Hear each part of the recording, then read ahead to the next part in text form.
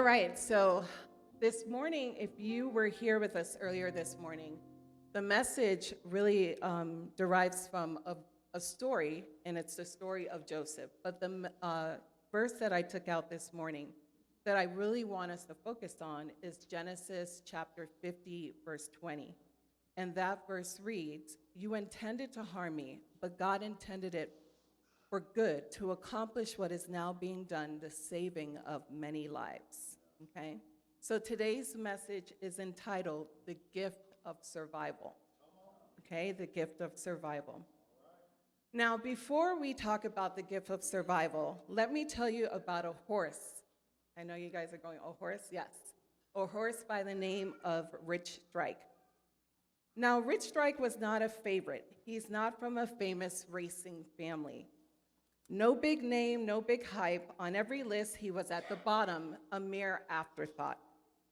But what most people don't know is this: Rich Strike survived a fire. And as a young colt, the barn he lived in went up in flames. Imagine horses screaming, smoke choking the air, death all around. Some never made it out. But somehow, some way, in the middle of all that chaos, Rich Strike came out of that barn alive, shaken, marked, but not destroyed. The fire touched him, but it did not take him. Later, he was brought for just $30,000, which is pocket change in the racing world. No one saw a champion. He wasn't the strongest, the fastest, or the most likely to win anything. But there was something different about him. He had already survived what should have taken him out. Fast forward to May 7th, 2022, the Kentucky Derby. The best, richest, strongest horses are all lined up. Rich Strike isn't even supposed to be there. He gets in at the last minute because another horse drops out. To the world, he's just filling space. But let's take a moment to watch a brief clip.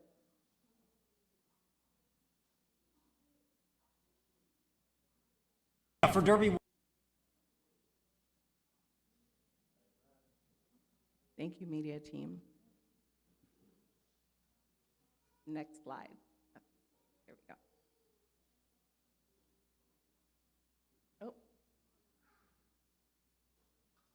For Derby 148, we learned this morning that Ethereal Road has been scratched. With the scratch of Ethereal Road, that opened the door for Rich Strike to get into Derby 148. He'll exit out of gate 20. They're off in the Kentucky Derby. Around the far turn, it is Crown Pride battling with Messier. They're stride for stride. Epicenter and Zozo's in behind them. Cyberknife sweeps up on the outside. Sandon gets the rail run, and they're into the stretch. And it's Messier, Crown Pride, and Epicenter is coming up on the outside. Epicenter has taken the lead as they arrive into the final furlong. Sandon is coming after him. Epicenter and Sandon, these two, stride for stride. Simplification down the outside is next. They're coming down to the wire. Epicenter, Sandon, Rich Strike is coming up on the inside. Oh my goodness, the longest shot has won the Kentucky Derby.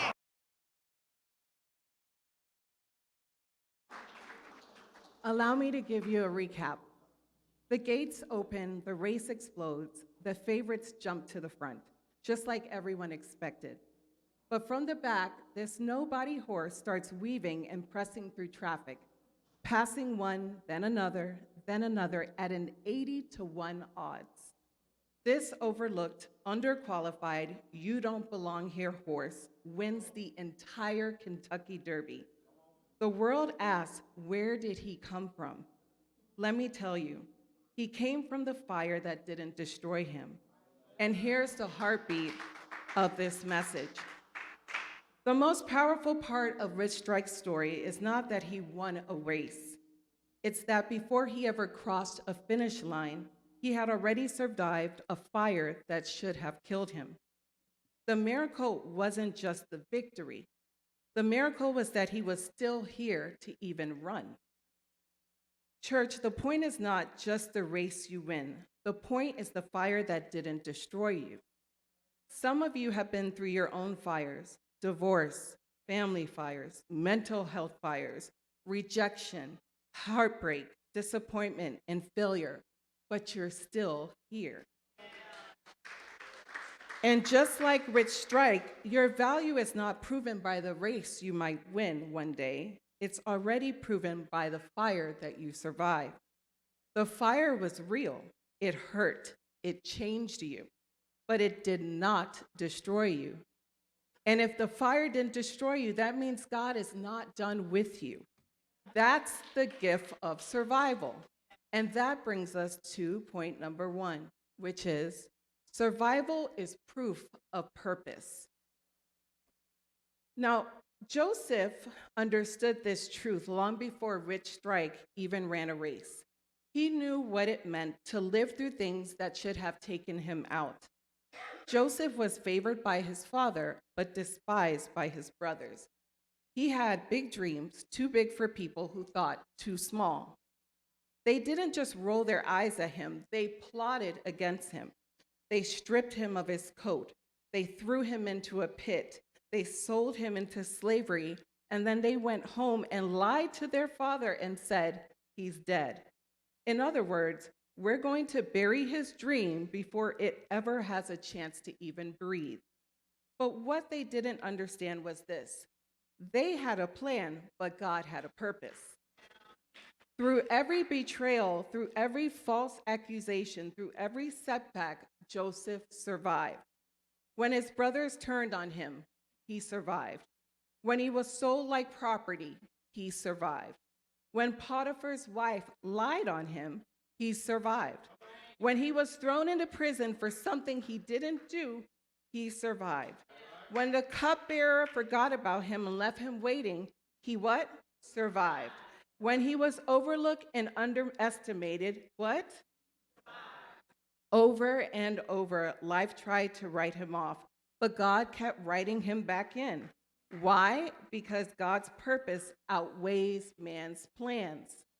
Joseph goes from the pit to Potiphar's house, from Potiphar's house to prison, from prison to the palace.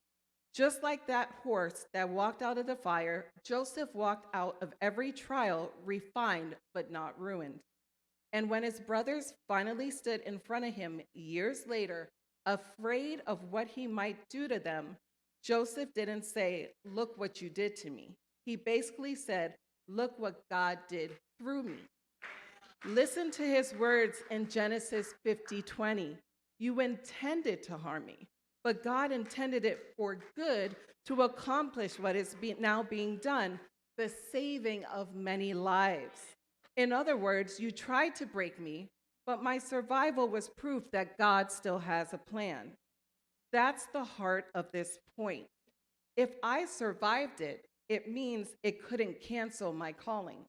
If I'm still here, it means purpose is still active over my life.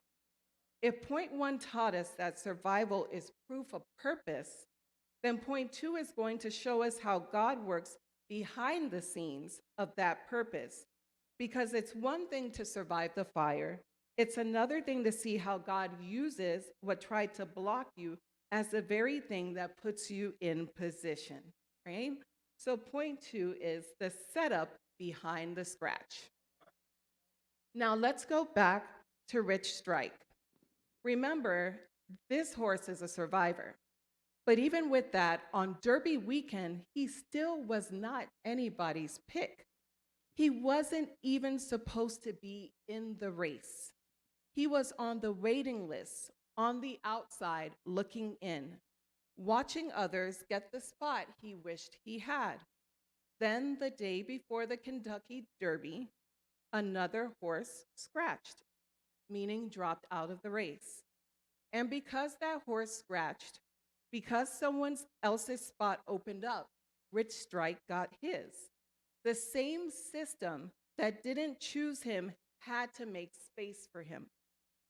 Don't miss this. Sometimes your blessing shows up not because you force your way in, but because God removed what was in your way. Sometimes it's not your speed that wins the race, it's God's timing. Ecclesiastes 9:11 says, "The race is not to the swift, nor the battle to the strong, but time and chance happen to them all." In other words, it's not always the fastest, the strongest, or the most popular who win. It's the one God favors at the right time. God is saying, I'll use what disqualified others to qualify you. And this is exactly what we see in Joseph's life too. The pit looked like a dead end, but it was really the beginning of his training. The pit prepared him for Potiphar's house. Potiphar's house prepared him for the prison. The prison prepared him for the palace.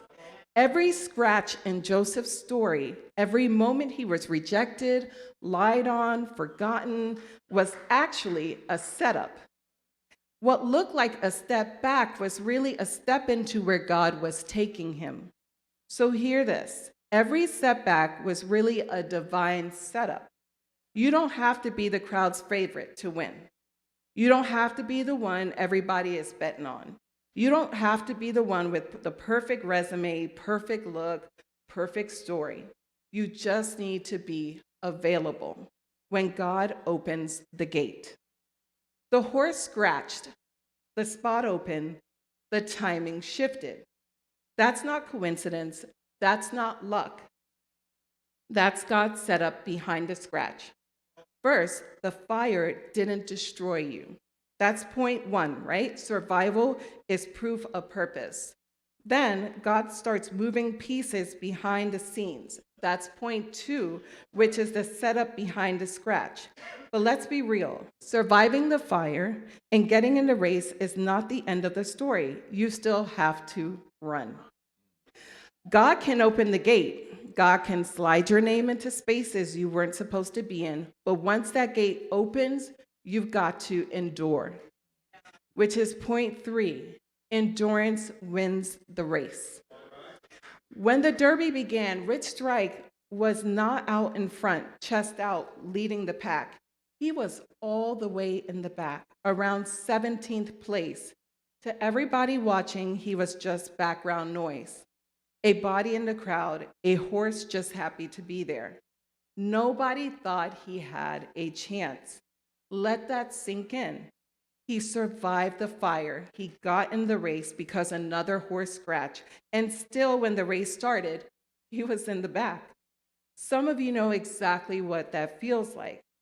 Always in the background, always counted out, always the one overlooked on the roster, in the classroom, in the family, on the job. But watch this. While others started fast and faded, Rich Strike did something powerful. He endured. He didn't panic. He didn't quit. He didn't look at all the horses in front of him and say, what's the point? He just kept running his race. He found gaps no one else saw. He kept pressing through traffic, legs, dust, noise, bodies everywhere.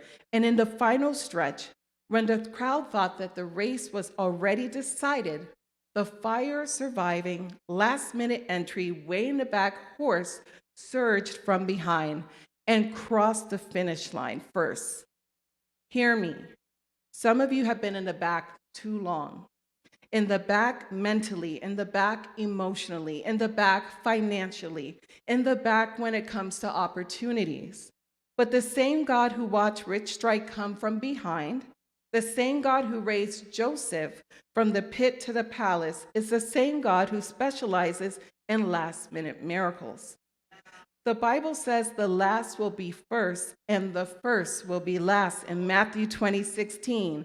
How many of you know God knows how to flip the order, doesn't he? So don't tap out, don't walk off the track, don't assume because you started in the back that you'll stay in the back. I came to tell somebody, keep running. Your turnaround is in the next stretch.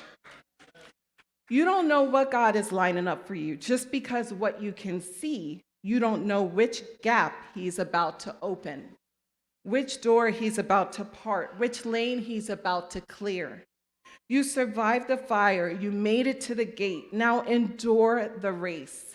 Because with God, your back of the pack beginning does not disqualify you from a front of the line finish. You survived the fire. You got in because of the setup behind the scratch. You kept going because endurance wins the race. But let's be honest, you don't come through all that without some marks. Fire leaves marks. Pits leave marks. Races leave marks. And that takes us to another point. Point number 4. Your scars are evidence, not shame. Rich Strike had been through fire, whether you could see it on the outside or not. His body carried the memories of those flames. Joseph carried the memory of betrayal. Every time he saw his brothers, he remembered the pit. Every time he walked past a prison cell, he remembered the sentence that wasn't fair. You too carry the memory of what you've been through. Some of you have scars you can see. Most of us have scars you can't. Scars from words that were spoken over you. Scars from people who left. Scars from things that happened during our childhood. Scars from depression, anxiety, insecurity, comparison, rejection. They don't always show up on your skin, but they show up in how you think, in how you trust, and in how you love. And the enemy wants you to believe that those scars are something to hide, something to be ashamed of, proof that you were weak, broken, or not enough. But God says something very different. Those scars are not shame. They're evidence you survived. Jesus himself rose with scars. In John 20:27, he tells Thomas, "Put your finger here, see my hands, reach out your hand and put it into my side." He didn't erase the scars, he used them as proof, not proof of defeat, proof of victory. Your scars say, the fire touched me, but it didn't destroy me. The pit held me, but it didn't keep me. The race wore me out, but it didn't wipe me out.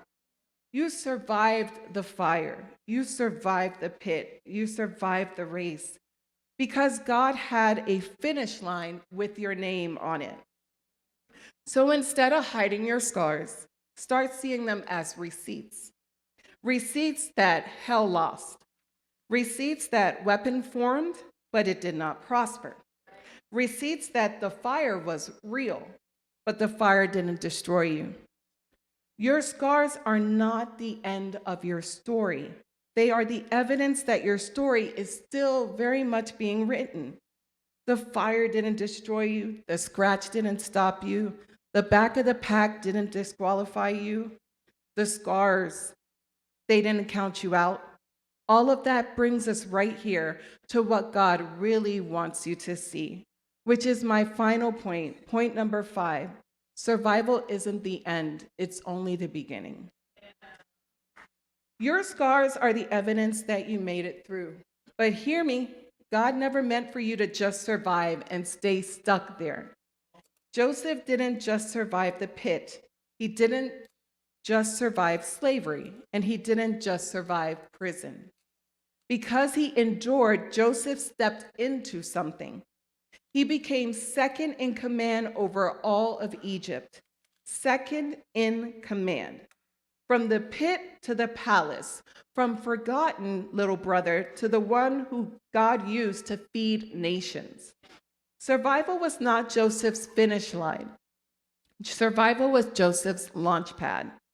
And when his brothers finally stood in front of him, the same ones who threw him away, Joseph looked back over everything, the pit, the lies, the chains, the tears, and he said this, "You intended to harm me, but God intended it for my good."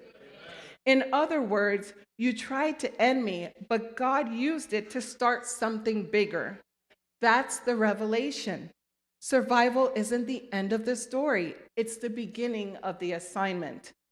Rich Strike didn't survive the barn fire just to say, "Woo, I made it." He survived to run. He ran to win. and his victory became a sign to the whole world of what a survivor can do. Joseph didn't survive all that trauma just to say, at least I'm still here. He survived so he could serve, he could lead, and save lives. And you didn't survive the anxiety, the heartbreak, the rejection, the family mess, the secret battles no one knows about, just to sit in the back row of your own life and say, at least I'm breathing. No, God kept you because there is more. There is more purpose, more people attached to your obedience, more lives attached to your yes, more impact on the other side of your survival. So this is your declaration, and I want you to take hold of it in your spirit today. I'm still here, and I'm still blessed. Not perfect, not having it all together, but here, blessed, chosen, kept on purpose, for purpose. The fire was real. The pit was real. The race was real. The scars are real. But the testimony is this: the fire didn't destroy me. Survival wasn't my ending. It was God's way of saying, now watch what I do through you. So today, church, I encourage you to keep running, to keep trusting, to keep believing, because if you survived it, that means that God is just getting started. That's really the word of the Lord today. God is just getting started. If the enemy could have killed you, he would have done it in the fire. He would have done it in the pit. He would have done it in the prison, and he would have done it in the back of the pack. But you are living, breathing proof that the weapon formed did not prosper. You are living, breathing proof that survival is truly a gift and that purpose is still alive. So as we close, I want to talk to three groups of people. Those who are still in the fire right now. You're in the thick of it, and you're wondering, God, am I going to make it through this? Then another group, those who stepped out of the fire. You've survived, but you're still shaken. You're still smelling like smoke, still trying to figure out what's next. And lastly, those who have scars. You look okay on the outside, but your mind, your heart, your trust are marked by what you went through. If you are in any of these groups, this word is definitely for you. The fire didn't destroy you. The scratch didn't stop you. The back of the pack didn't bury you. The scars didn't disqualify you. You survived because there is an assignment attached to your life. There may be someone here who says, I survived a lot, but I don't know the Savior who kept me alive. You've made it through the fires. You've made it through the pits. You've made it through the storms, but you've been doing it in your own strength. Hear me. Survival was God's mercy, but salvation is God's invitation. And if you're here and you've never given your life to Christ, or you've walked away and you know you need to come back, this is your rich strike moment. The gate is open, and God is saying, I kept you alive because I want you with me. If that's you, come forward to receive prayer.